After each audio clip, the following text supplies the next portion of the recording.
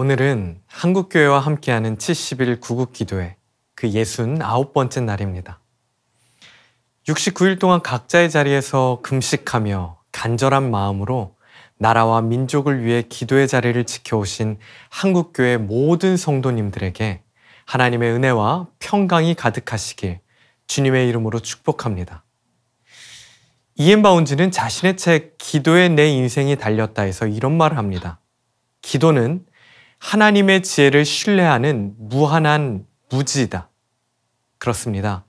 기도는 하늘에 계신 하나님 아버지의 말씀을 어린아이처럼 신뢰하고 의지하는 것입니다. 나의 지혜와 언어의 탁월성을 하나님께 전하는 것이 아닙니다. 나의 무능함, 나의 무력함을 고백하며 간절히 하나님의 도우심을 구하는 것, 그것이 바로 기도입니다. 그래서 기도하지 않는 사람은 삶의 현장에서 자신의 능력을 볼 수 있지만 기도하는 사람은 삶의 현장에서 하나님의 능력을 경험하게 됩니다. 우리는 지난 2년 동안 코로나 바이러스로 인해 나의 무능함, 나의 무력함을 경험해 왔습니다.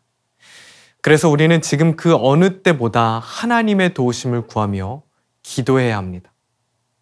그런데 우리의 원수 사탄 마귀는 하나님의 지혜가 아닌 우리의 지혜를 신뢰하라고 합니다. 우리의 생각이 옳다고 합니다. 그래서 기도의 자리에서 멀어지도록 하나님을 신뢰하지 못하도록 영적인 공격을 합니다. 그렇기 때문에 우리는 이 기도의 자리가 영적 전쟁임을 기억하며 기도해야 합니다. 현재 우리나라는 정치, 경제, 사회, 문화, 교육 그 어떤 영역에도 소망이 보이지 않습니다. 그러나 시편 50편 15절은 이렇게 기록되어 있습니다. 환난 날에 나를 부르라. 내가 너를 건지리니 내가 나를 영화롭게 하리로다. 그렇습니다. 우리 믿음의 선배들에게도 환난이 있었습니다. 위기가 있었습니다.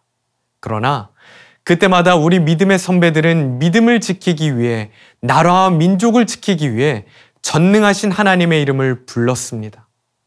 절망의 구덩이에 빠져있는 민족을 건지실 하나님, 영화롭게 하실 하나님, 그 이름을 부르며 기도했다는 것이에요. 오늘 기도의 자리에 나오신 한국교회 성도님들에게도 하나님께서 동일하게 말씀하십니다. 환난 날에 나를 부르라. 내가 너를 건지리니 내가 나를 영화롭게 하리로다. 하나님께만 소망을 두며 기도할 때 하나님의 강력한 오른손을 목도할 것입니다. 하나님의 일하심을 경험할 것입니다.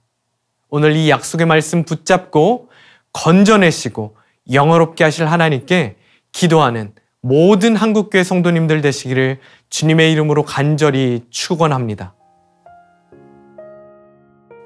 하나님 아버지, 하나님의 지혜를 신뢰합니다. 우리의 무능함, 우리의 무지함을 고백하며 약속의 말씀 붙잡고 전능하신 하나님께 엎드려 간구하오니 우리를 불쌍히 여겨 주시옵소서. 특별히 나라와 민족을 위해 기도하오니 이 민족의 소망이 되어주시고 절망의 구덩이에 빠져있는 이 민족을 강력한 오른손으로 건져내 주시옵소서. 회복시켜 주시옵소서. 살아계신 예수님의 이름으로 기도합니다. 아멘.